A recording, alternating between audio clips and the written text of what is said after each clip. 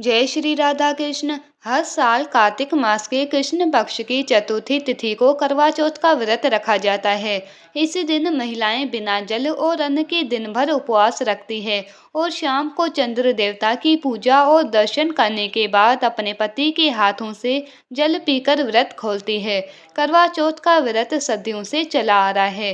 करवा चौथ की परंपरा देवताओं के समय से चली आ रही है। शास्त्रों और पुराणों में इसके पीछे कई मान्यताएं प्रचलित है। एक मान्यता के अनुसार जब पांडव नीलगिरी के जंगल में तपस्या और भ्रमण कर रहे थे, तब द्रौपदी उनके लिए बहुत परेशान होने लगी थी। द्रौपदी ने भगवान श्री कृष्ण से अपना दुख, अपनी परेशानी बताई और पांडवों की रक्षा करने के लिए उपाय पूछा। तब भगवान श्री कृष्ण ने द्रौपदी को करवा चौथ का व्रत रखने की सलाह दी, जिसके बाद पांडवों की सकुशल वापसी संभव हो पाई।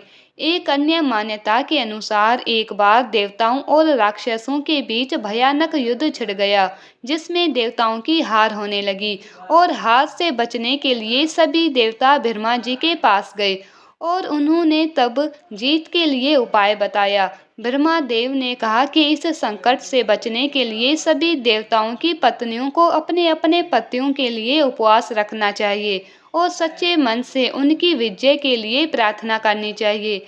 तब कार्तिक माह के चतुर्थी तिथि के दिन सभी देवताओं की पत्नियों ने व्रत रखा और अपने पतियों की विजय के लिए प्रार्थना की। इसके बाद युद्ध में देवताओं की विजय हुई। तभी से करवा चौथ का व्रत रखने की परंपरा प्रारंभ हो गई। इस बार चतुर्थी तिथि प्रारंभ होगी 20 अक्टूबर रविवार सुबह 6:47 से और समाप्त होगी 21 अक्टूबर सोमवार सुबह 4:17 पर। इसीलिए उदय तिथि के अनुसार इस बार 20 अक्टूबर रविवार के दिन ही करवा चौथ का व्रत रहेगा। 20 अक्टूबर रविवार को ब्रह्म मुहूर्त सुबह 4:53 से 5:41 तक, अमृत काल सुबह 3:52 से 5:21 तक रहेगा। रोहिणी नक्षत्र सुबह 8:32 से सारा दिन रहेगा। इसी दिन सिद्धि योग भी बन रहा है, जो कि शाम 5:41 तक रहेगा।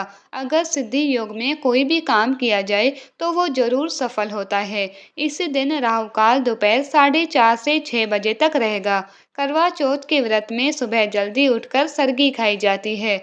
ऐसा कहा जाता है कि सुबह कौओं के बोलने से पहले पहले सरगी खा लेनी चाहिए, तो आप सुबह 3:30 बजे तक सरगी ग्रहण कर सकते हैं।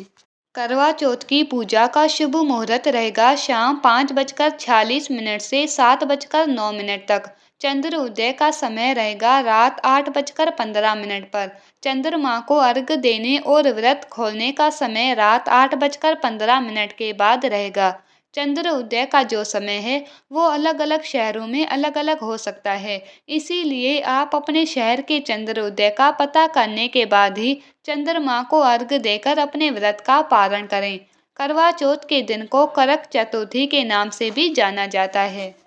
करवा या कर्क मिट्टी के पात्र को कहते हैं, जिसे शाम के समय चंद्र देवता को अर्घ्य दिया जाता है। पूजा के दौरान करवा का विशेष महत्व होता है। इसे किसी ब्राह्मण या किसी योग्य महिला को भी दान में दिया जाता है। ये व्रत बहुत ही कठिन होता है, क्योंकि इस व्रत में सुबह से लेकर रात चंद्र उदय तक जल की एक बूंद भी ग्रहण नहीं की जाती।